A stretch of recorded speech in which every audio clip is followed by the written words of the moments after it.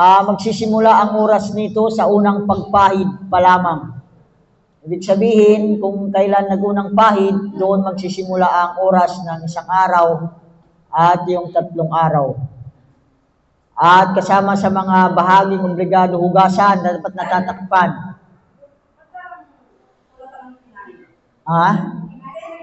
Okay. Dapat sila ito, dapat review lang ito, dapat kayong magsasagot pala. Okay, ano yung mga, paano yung pagpunas ng medyas? Sino yung magkano? Yung pamamaraan ng pagpupunas ng medyas. Sino yung paano magpunas? Una, basahin yung kamay. Pagkatapos, yung kanang kamay, nakalagay kanang pahiran ng basang kamay ng ibabaw ng paa. Mula sa dulo hanggang sa unang bahagi ng binti. Punasan ng kanang kamay, ang kanang paa at ang kaliwang kamay, kaliwang paa. Okay? Ano yung makakawalang bisa? Ibig sabihin sa pagpupunas ng medyas, ang paghuhubad sa dalawang medyas. Dito, pinag-anuan natin, dapat naumpisa ka na kasi nag-uumpisa ito yung mabibilang o maituturing doon sa umpisa ng pagpupunas. Yun sa tulad ng puna kanina. Kung kailan ka umpisa ng pahid.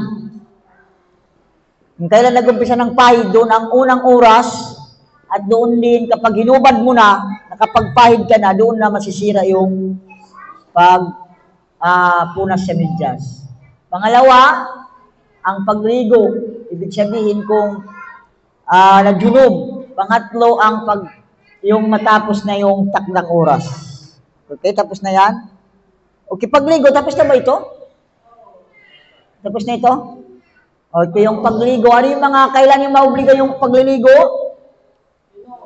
Junob, nipas, regla, pagpasok sa Islam, at kapag namatay ang isang Muslim. Paano maligo? Okay nga, nire-review lang. Ang mahalaga dyan, yung niya, kung ano yung mga niya mo. Dapat may niya. Paghugas ng lahat ng bahagi ng katawan at pagkuskus ng buhok. Mga sunna sa pagliligo, magsabi ng Bismillah. Bismillah, maghugas ng 2 palad, maghugas ng ari, ang pagsasagawa ng udo. Mag-udo ka muna bago maligo, sunna yan. Sunna. Yung mga junub, banad junub. Paghugas, pagkuskus ng buhok. Paghugas sa lahat ng bahagi ng katawan. Magsimula sa kanan bago ang kaliwa. Buhusan mo yung kanan tapos kaliwa. Tapos, mga gawain na obligado maglinis. Okay. Kailan tayo? Mula sa hadis asgar. Ibig sabihin, kailan natin kailangan mag-ablusyon? Mayroong 3 na gawain kailangan mo may ablusyon. Una, kapag magsala. Pangalawa, magtawaf. Pangatlo, paghawak ng mushaf. Dapat ito mushaf, hindi Quran. Kasi hindi Quran ang tawag sa ganyan. Tawag dyan mushaf. Mushaf ang tawag dyan. Hindi yan tinatawag na Quran. Ang tawag dyan ay mushaf. Ang Quran, yung makayang nilalaman. Kasi yung sabi ng Quran ay yung laman. Kaya ang tawag nila mushaf yan ang tawag. Okay, next. Kailan naman na kailangan, ano yung mga dapat na gawain na dapat natin ay maglinis mula sa malaking hadas, malaking pangyayari. Una, sa lahat ng nabanggit, ibig sabihin yung 3 na yun, may dagdag yan ang pagbasa ng Quran. Maging sa pamagitan ng pagsasaulo. Ito sinabi natin, bawal magbasa ng Quran kapag ikaw ay junub. Hindi pwede. Yung mga may rigla, yung sinasabi nila ay pwede sa mga sa ulo. Lalo na kapag nag-aaral. Pagtigil. Ibig sabihin, pananatili sa masjid. Bawal. Kahit yung may rigla, hindi rin pwede manatili sa masjid kung walang kailangan. Okay? Next. Okay, dito na tayo sala. Okay, bago, anong ibig sabihin ng sala? Wala kasing definition ng sala dito. Ha? Ano ibig sabihin ng sala? Narinig niyo yung salitang sala. Sino nakarinig ng salitang sala? Ginagawa na nga ito. Anong ibig sabihin? Pagdarasal daw. O sige nga si Cheryl. Ano muna yung literal? Hindi magkano tayo? Literal meaning ng sala. Ang literal meaning, ibig sabihin isang salita lang. Pagdarasal, panalangin, dua, panalangin. Literal meaning ng sala ay panalangin. Kaya nga liwa, Allahumma salli ala Muhammad. Di ba? Sala yun. Sala. Salli ala Muhammad. Hindi naman yun ibig sabihin magsala ka na yung sala na ano. Ibig sabihin manalangin yun. Kaya kapag sinabi nito, Allahumma salli ala Muhammad, pinapanalangin natin yung si Muhammad at kanyang pamilya. Inallahu malaikatu yusalluna. Sala. So, ang literal meaning ng sala ay panalangin. Ang Islamic meaning, yung gawain para sa bahay na may specific na gawain, specific na sinasagi, at specific na oras. Specific na oras? Gawain na pagsamba ay may natatanging. Specific kasi kapag Pilipino mo, natatanging. Natatanging gawain, di ba? Ay may specific kung natatanging gawain. Ganun din, mayroon natatanging salita. At nag-uumpisa sa takbir at nagtatapos sa salang. Ay, kasama yung specific na oras. Wala yung specific oras. Kasi yung specific oras, kaya nagsala ka ng sunnah. Ay mga sala sunnah. Iba yan, di ba? O tayong sa specific. Natatanging salita, natatanging gawa, kasi may gawa, may salita din. At nag-uumpisa sa takbir, nagtatapos sa sala. So bago ang sala, bago ka magsala, may mga kondisyon. Ibig sabihin, may mga kondisyon. May mga unang kondisyon na bago ka magsala, kasi para matanggap ang sala, una, dapat ikaw ay Muslim. Islam. Pangalawa, kaya nga kapag ikaw ay bago ka magsala, ang unang haligi ng Islam ay shahada. Paano ka maging Muslim? Kapag binanggit mo yung shahadatain, yung asyhadu an la ilaha illallah wa asyhadu anna Muhammadar Rasulullah. Na kapag binanggit mo yon, totoo sa iyong puso, totoo sa binanggit ng dila, pinaniwala ng puso, ginawa ng, di ba, ganun yung hindi yung dila lang. Okay. Yun, maging Muslim ka na. Ibig sabihin, pangalawang susunod ka na, magsala ka na. So, magsala, yun ang una. Pag dapat ikaw ay Muslim. Pagkawastong pag-iisip. Wastong pag-iisip, ibig sabihin, ang mga bata ba? Ay, mga wasa may tamang pag-iisip yan. Yung dito, yung opposite niya dito, yung may kulang-kulang sa pag-iisip. Kasi yung mga may kulang-kulang sa pag-iisip ay hindi yan naobliga sa kanila yung sala. Kung magsala man sila, wala nga, kulang na yung pag-iisip. Diba? Paano magsala yun? Paano mag-concentrate? Paano mag-focus kung kulang sa pag-iisip? Kaya nga dapat may wastong pag-iisip. Yung hindi siya siraulo, hindi siya yung baliw. Pangatlo, ay wastong gulang. Ang wastong gulang sa lalaki, sino nakakalam? Itong mga lalaki. Kailan masabi na kayo ay nasa tamang gulang na, wastong gulang? Kailan? 10. Sabi niya 10. Ibang ano pa? Ikaw, anong pangalan ito? Muhammad ba ito? Muhammad din itawag ito? Muhammad. Kailan tayo masasabi na sa wastong gulang? Lalaki muna. Yung lalaki. Sino ang pangalan mo? Kailan masasabi mo na ikaw ay sa tamang gulang na? Sa Pilipinas, masasabi natin tamang gulang 18. Pero hindi yung pinag-usapan natin ay Pilipinas. Ang pinag-usapan natin ay Islam. Kailan ng Islam na sabihin na sa tamang wastong gulang ang isang lalaki? 10, 5. Oy, grabe naman, bata pa yun. O, si Amer. Kailan masasabi natin na wastong gulang ang lalaki? Lalaki muna.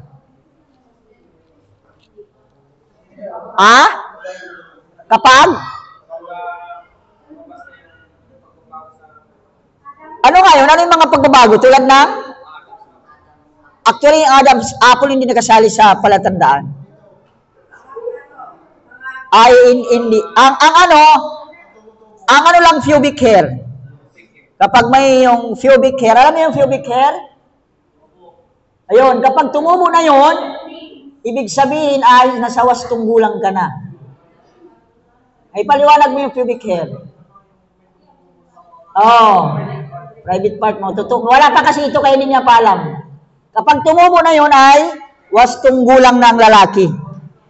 Kahit wala pa yon, mayroon pang palatandaan. Ano pa? Yung mananaginip. Managinip na yung lalaki, managinip na ng babae. Halimbawa, nanaginip siya sa panaginip niya, inalikan niya yung babae. Yun. Ay nag-weak dreams, tinatawag nila. Pangalawa yun, kahit isa lang doon, hindi kailangan lahat, basta isa lang. Kasi iba-iba kasi yung mga bata. At kung wala pa yung yun, hindi pa nanaginip, hindi pa rin tumubo. Okay, maximum na edad na 15. Kahit kasi yung pagtubo kasi at saka yung pananaginip yan, depende kasi sa lalaki. Depende sa lalaki. May mga lalaki, maaga. May mga late. Kahit yung pagtubo ng pubic hair nila ay depende rin yan.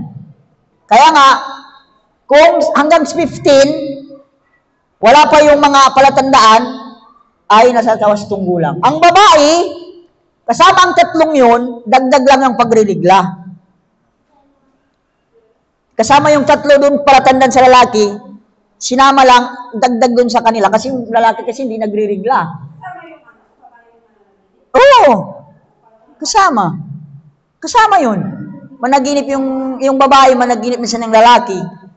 Yung wet dreams, actually yung wet dreams, hindi lang lalaki yan. Meron talagang babae, pero bihira ito sa babae. Yung kadalasan kasi lalaki. No. Ito, yung mga binata, nakaranas na yan. Palatandaan kasi ng wastong gulang yun. Yung mga ganun na bagay. Part na ng buhay natin yun, mga lalaki. Okay, pang-apat, yung pagpasok ng oras. Ito yung kondisyon ng sala. Dapat magsala tayo, pumasok na yung oras. Ang oras ng mga sala, mayroon siyang oras. O yan ang una. Okay, oras.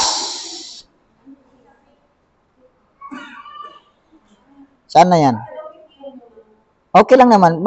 I-remind nyo ako sa pag tawhid na. Okay. Fajar. Anong oras ng Fajar? Hindi basayan natin ang relo, Hindi basayan yung relo. Kaya nga, hindi basayan. Yung relo, yan ang basayan niya, dito nakalagay. Simula sa pagsapit ng bukang liwayway hanggang sa pagsikat ng araw. Yun ang oras ng Fajar. Ang ano dito, yung Fajar, paano natin malaman yung bukang liwayway? Okay.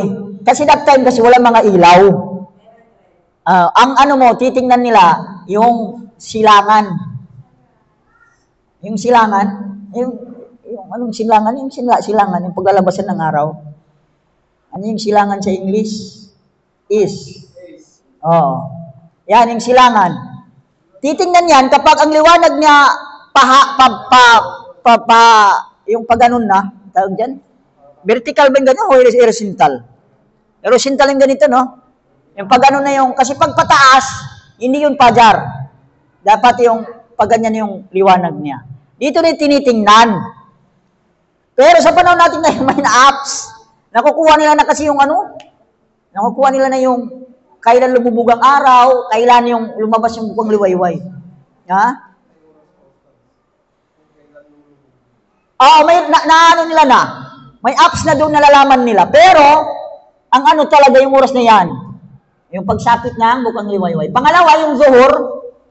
Kailan ang oras ng duhur? Pagkalipas ng tanghaling tapat. Hanggang sa oras ng asar. Ang oras ng asar, kung kailan ay ang anino ng isang bagay ay kasing sukat niya na.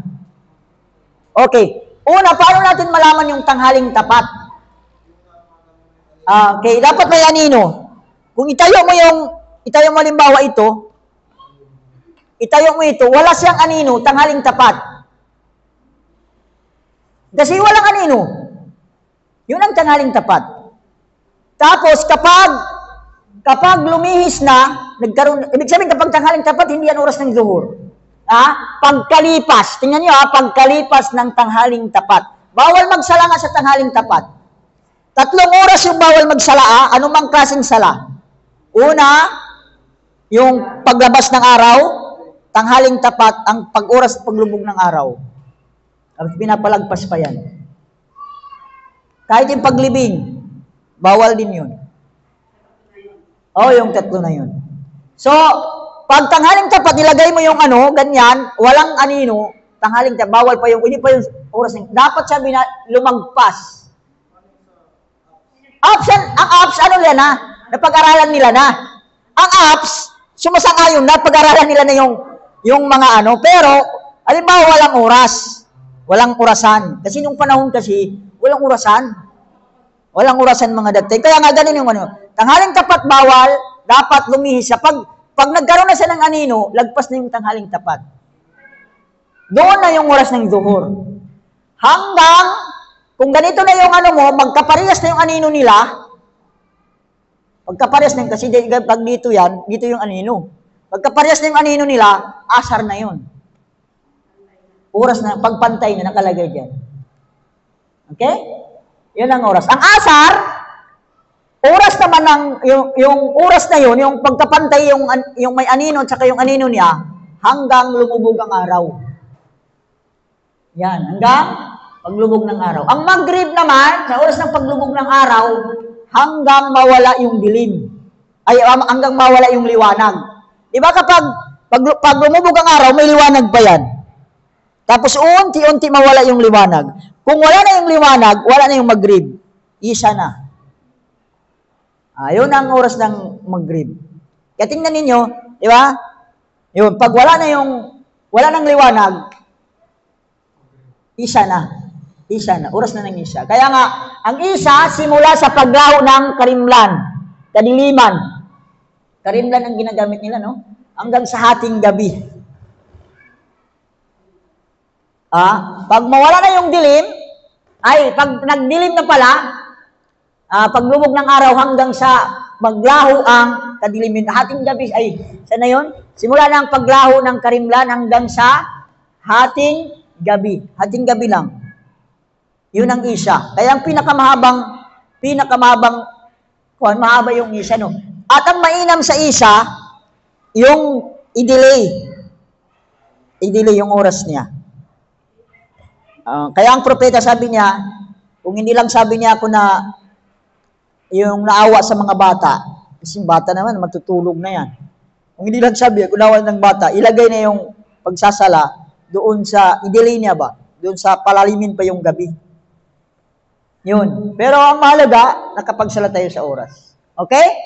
Pang-4 na, pang-5 kondisyon. Yan ang mga kondisyon, Hindi ka pwede magsala na hindi sa oras ng mga oras na yan. Kaya yung sinabi ng Quran, inna salata kanat alal mu'minina kitaban mawquta. Yun ang sinabi ng Quran.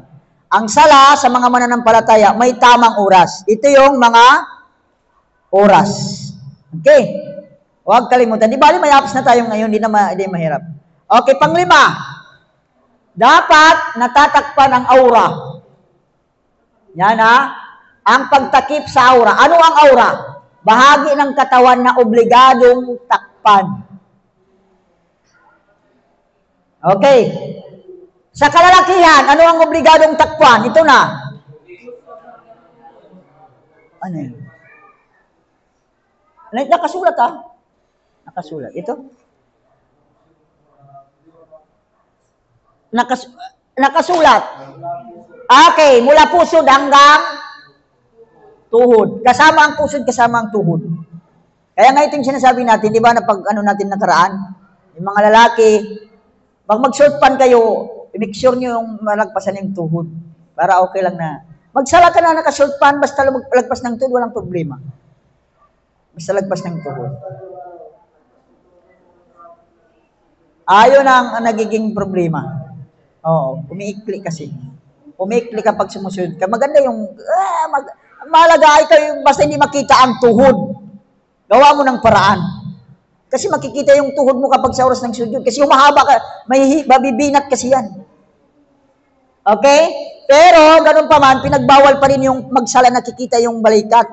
Meron hadis kasi na, kapag sabi niya, di ba may mga, yung sleeve lang, di ba yung sando, na kailangan yun na, nakalagay kasi sa hadis niya, dapat takpan pa rin yun.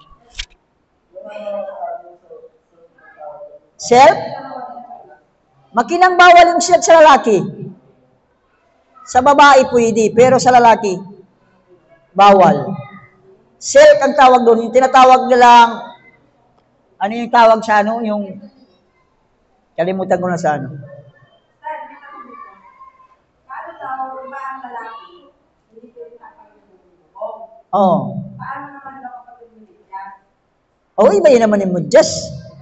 Iba yung medyas. Kayo sa pantalon. Oo, iba yung sa pantalon. Ang ano doon, yung izar kasing tawag dyan. Ang suit sa baba, tinatawag izar. Izar. Ang tawag sa baba. Bawal na hanggang makalagpas ng bukong-buko. Pero yung mula sa baba, medyas, dapat na matakpan ng bukong-buko. O sa lalaki. O sa lalaki nga, sa lalaki. Usapan natin. Di ba? Pag medyas. Kasi kapag nag-medyas ka natakip yung bukong-buko, ay hindi mo pwede gamitin sa yung magpunas ng medyas. Di ba napag-aralan natin? Okay. Sa kababaihan, lahat ng katawan maliban sa mukha at dalawang palad habang nasasala. Ito sa pikhi dito sa kanila. Pero sa mga iba, alam naman yung kuwan. Okay. Kaya nga kung ito yung pag-usapan natin ang pwede lang ipakita mukha at saka palad sa oras na nagsasala sa babae. Kaya yung kailangan medyas. Kung hindi man, okay lang walang medyas. Ang mahalaga yung damit, mahaba, matakpan yung bukong-buko. Paano yung nakalipad? Na actually sa mga ibang ulamay, dapat yung kasama yung mukha. Buong katawan kasi sa mga, alam mo naman, pinagsasalungatan yan. Matindi pa hanggang ngayon. Yung babae, yung kasama ang mukha sa aura nila o hindi. Hindi, pinagsasalungatan nila. Pero talaga, malakas talaga ang dalil ng mga silang, yung kasamang mukha at saka palad. Ibig sabihin buong katawan. Although, yung mga iba ay nagsasabi na maliban sa mukha at saka yung palad. Kaya nga dito Okay? Next. Okay na yon. Okay na. Okay, ang paglilinis. Dapat maglinis. Ang paglilinis. Ito yung sa paglilinis mula sa hadas asgar. At hadas akbar, hadas. Basta siyan hadas hadas. Okay, ang paglilinis dalawa. Mula sa hadas asgar at saka hadas akbar. Ang hadas akbar maliit na pangyayari. Ito yung nakaihi ka lang o nakadumi. Dapat maglinis ka muna bago magsala. Okay? Hindi ko alam kung nandito rin yung, paano yung, dapat mauna rin yung mga, yung sa sa mga stinjmar. Baka nandun sa taas ito. Hindi natin, kasi nag-ano tayo sa sala, no? Tapos natin yung tahara.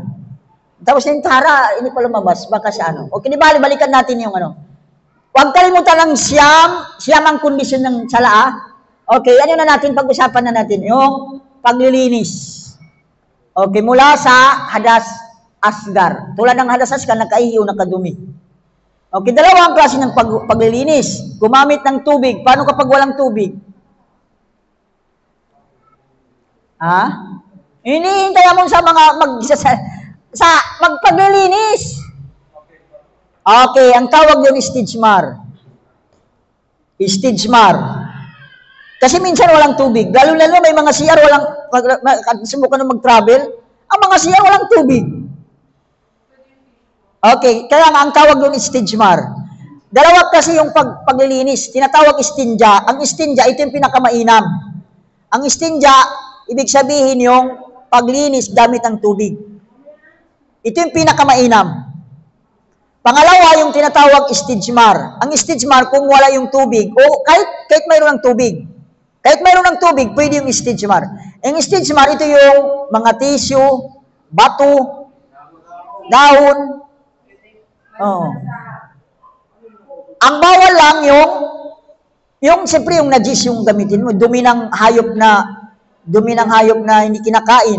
Yan, bawal yan. Yung buto ng buto ng hayop, bawal pang ano yun. Wala namang gumagamit nito. Wala namang gumagamit nito, no. Mayroon ba? Buto! Gumagamit ng buto. Kadalasan kasi sa atin, dahon. Lalo na ngayon yung tissue. Tissue kasi yung ginagamit natin. Ito yung maganda. Pwede yan, ha? Kahit may tubig, gumamit ka ng tissue, okay lang. Yun lang, ano yung mas mainam. Usapan lang, ano yung mas mainam. Mainam yung tubig. Yung gamitin. Okay? Dapat nga yung mga maggamit tayo, lalo kapag dumi, mga sabon para matanggal yung dulas, yung dumi. Kasi, kailangan mong maglinis muna bago ka magsala. Kaya kondisyon ito, ang paglilinis. Oo, ganun. Kasama yun. Kaya nga, di ba, ano nakakasira ng ano? Oo. Ay, nakautot ka, mag-ablush yun. Hindi mo na kailangan kung wala namang sumama. Ay, hindi na. Hindi. Nakautot, ano ka lang.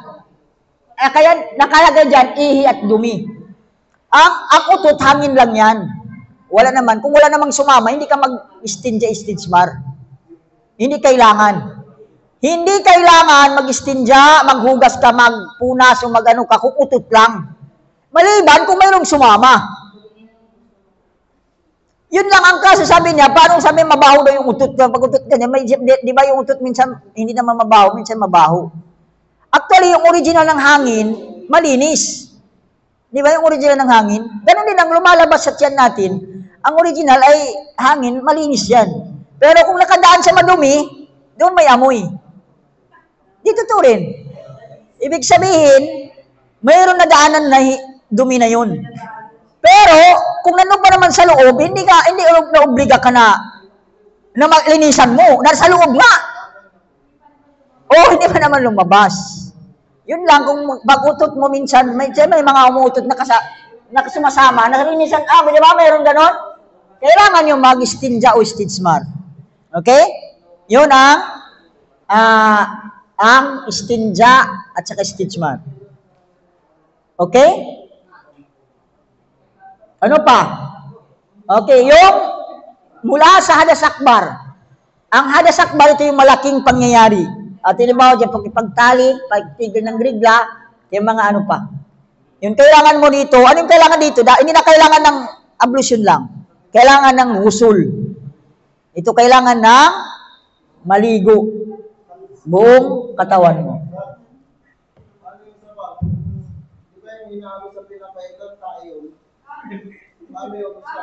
Ang ano kasi, ang najis, hindi najis ang dumi ng hayop na kinakain, hindi siya najis. Hindi siya najis. Hindi siya marumi. Hindi marumi. Ang lahat ng dumi ng hayop na kinakain, hindi siya dumi. Kaya nga pwede siya pang linis, pwede siya pang istinjmar, pwede pang punas. Hindi yun najis. Damo naman yung kinakain ng mga kambing. Hindi najis, hindi dumi, marumi. Ang dumi. Dumi Dumi ng hayop na kinakain.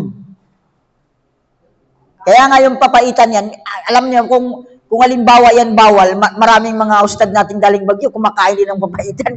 Ipagbawal na nila yan. Pero ano pa man, ganun ang rules. Ang ruling natin ganun. Hindi dumi. Pero kahit lumabas, hindi siya dumi. Hindi siya dumi. Naintindihan? Okay? Ano yon? Sige na, yung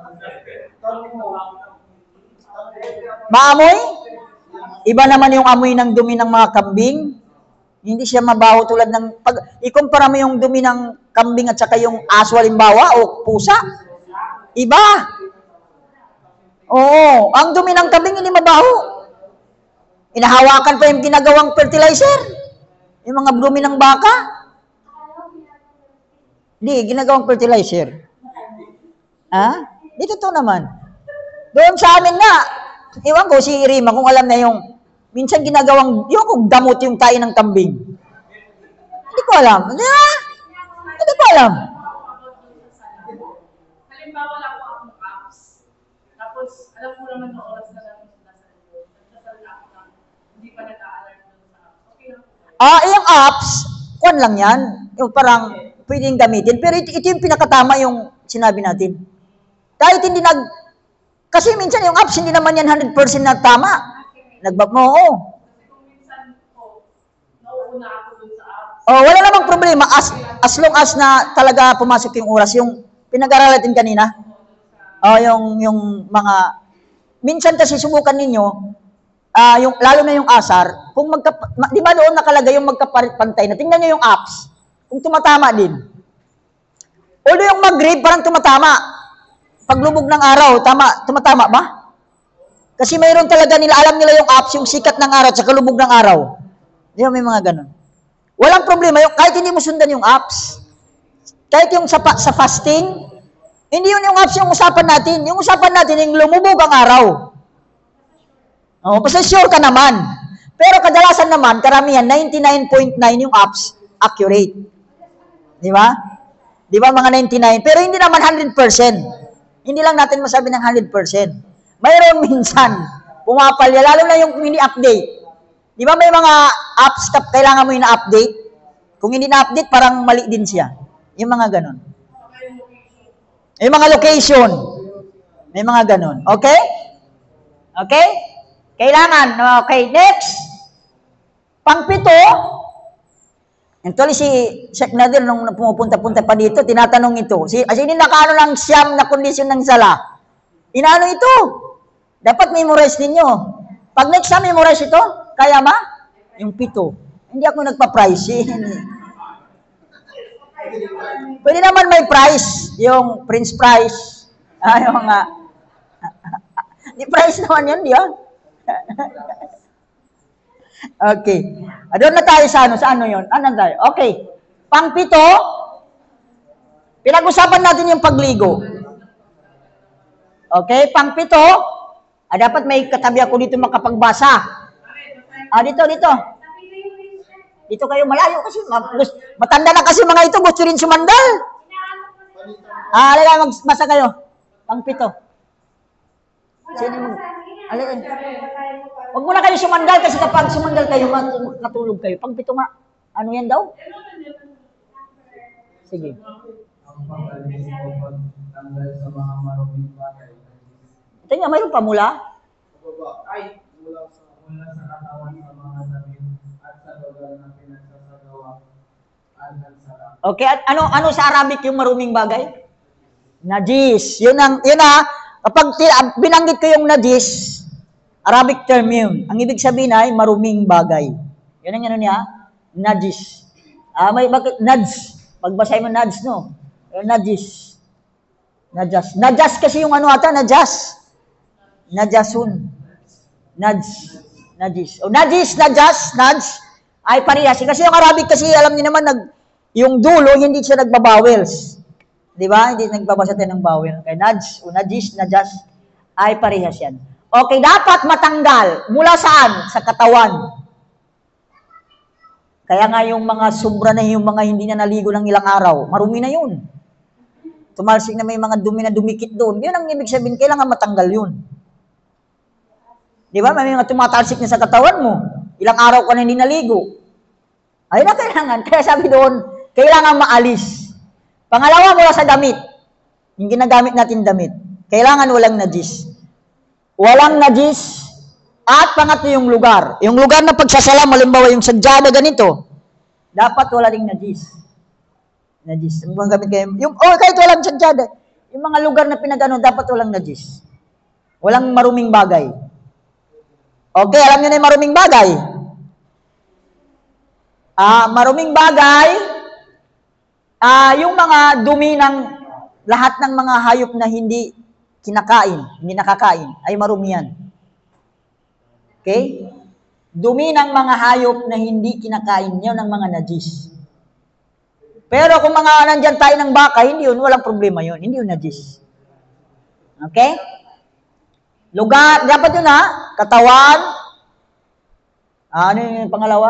Katawan, damit, at yung lugar pinagsasalan, dapat malinis. Okay, ang pangwalo ay yung pagharap sa kibla.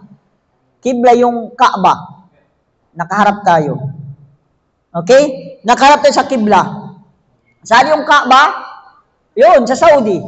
Nagkataon kasi tayo, nandito tayo sa Pilipinas, nasa kanluran natin yung, di ba nandyan yung Saudi? Nasa kanluran natin. Di ba? Nagkataon lang. Actually, hindi tayo umaharap sa pinaglulubugan ng araw, mali yun. Ang inaharapan natin, yung Kaaba. Nagkataon, yung Kaaba na yan, yung Saudi, yun ang papunta na yung lumulubog ang araw. Pero hindi tayo umaharap sa lubugan ng araw, hindi ganun yung kuhan. Nakalagay dyan, ang pagharap sa kibla o Kaaba. Hindi nakalagay dyan ang pagharap sa lubugan ng araw. Paano na yung mga banda doon? Harap nila sa sikatan ng araw. Halimbawa, ito yung Saudi. Nandito tayo. Paano yung nandito? Ang nandito, papunta sila sa sikatan ng araw. Kasi dito sumisikat ang araw. Banda dito, di ba? Pag ganun. Tayo nagkataon, nandito tayo. Nasa silangan tayo ng ano. Okay? Kaya nga, wag tayo magsabi na umaharap kami sa lubugan ng araw. Hindi, umaharap tayo sa Kaaba. At yung Kaaba, ito yung sa Saudi, nagkataon na yung doon lumulubog ang araw. Okay? Ganon, naintindihan yun. Baka, ang hanapin mo saan. Kaya nga, tingnan ninyo yung pinagsasalahan ninyo. Halimbawa ito. Minsan, yung araw yan lumilis dito. Minsan lumilis dito. Ang araw hindi siya nag-iiba yan yung ang lulubugan niya. Hindi siya consistent kung saan. Kasi umiikot kasi yan. Kaya nga minsan na-try ninyo, nababago siya, pero kunti lang naman.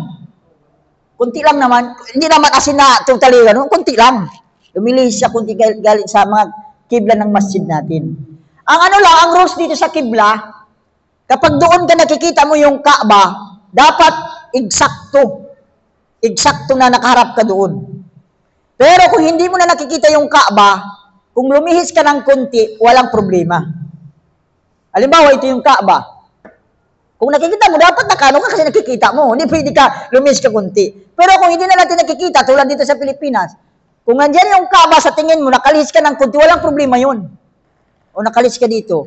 Huwag na naman yung totally, yung nakaganito ka na. Ay, hindi na pwede yun. Yung malaki na yung lihis. Kung maliit lang ang lihis, walang problema yun. Huwag lang yung malihis. Kapag nagsala ka, hindi ka nakaharap, sira yung... Kung hindi yan ang asyam na ito, kung wala ang isa lang kung wala ang isa doon, invalid yung sala. Kailangan ang siyam na ito na nangyari bago ka magsala. Halimbawa, nagsala ka, may maruming bagay sa katawan mo, invalid yung sala mo. O nagsala ka, hindi ka umarap sa kibla, invalid yung sala mo. Nagsala ka, hindi sa oras ng mga sala na natin, invalid yung sala mo. Okay? Yon. Karap sa kibla. At ang pang-anim, ay ang pang-siyam na. Ito yung niya. Niya, layunin sa pagsasagawa ng sala. Siyempre, tumayo ka, magsala ka, anong intensyon mo ba? Ano yung sala? Di ba 5 yung sala? 5 yung sala. Dapat, tumayo ka, bago ka tumakbir, intensyon mo kung ano yung sasalahin mo. Di ba? Yun, intention mo kung ano yung sasalain mo. Yung zuhur ba yan? Asar ba yan? Maghrib, Isha, o yung Fajar? Ay, hindi. Niya intention. Ang niya ay intention. Ang intention, hindi nga binabanggit, kaya nga intention. Di ba? Intention, parang, i-intent mo lang, parang, ang tawag intention, parang, isipin. Oh, hindi na sabi mo, ang isipin mo ay, magsala ko ng Fajar. Magsala ko ng, ano yung mga sala na sasalahin mo? Asar. Yun lang, ipasok mo lang. Tapos na ka magtakbir. Yun ang, okay. Okay na. Okay na yung siyam na kondisyon. Paano mo yung kunyari, natapos ka ng hindi yung galit ng nanay, tapos magsasama. Ay, hindi pwede. Oo, iba ng bibi, ay ano na. Ang hindi lang maging najis ang ihi ng bata kung hindi pa siya kumain. Yung sa didi pa lang. Pero kung kumain na, najis na. Yan ang parang pagkaalam ko. Dapat sister. Ang gagawin mo, ang dapat diyan, lalaki man o babae sa atin. Dapat iba talaga ang ginagamit natin pang sala. Kaya nga, halimbawa, may damit ka sa laga pang sala, pag magsala kayo gamitin mo, pagkatapos magsala mo, tanggalin mo. Di ba? Ganon din tayo, kasi hindi natin alam. Bawal kasi nakalagay doon, dapat malinis. Matanggal ang dumi. Kaya nga, sa mga lalo na tayo lalaki babae, kapag nag-CR tayo, make sure natin na hindi natalsikan ang damit natin ng ihi o dumi. Yan, sigurado natin. Kasi kapag natalsikan, bawal natin dalhin sa sala. Lumabag tayo sa kondisyon na yun. Kaya nga sabi ko, isa lang doon, may invalid yung sala mo. Okay? Dapat yung kahit yung mapatakan lang ng ihi yung brief mo, ay hindi na pwede yung dalhin magsala. Kailangan mo hugasan, maliban kung hugasan mo. Ay pwede man labahan mo ng kunti. Bukasan mo ng tubig. Yun.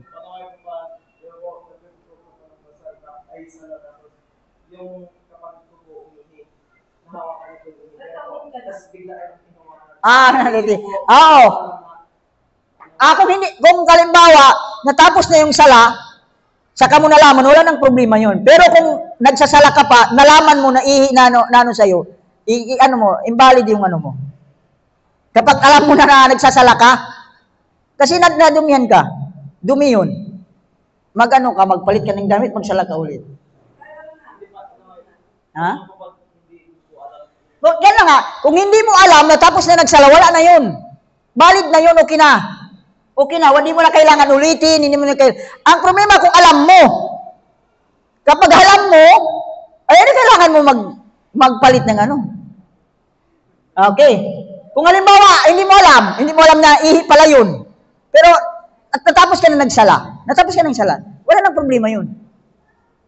Wala nang problema kapag natapos ka na. Nalaman mo sa kapag katapos mo.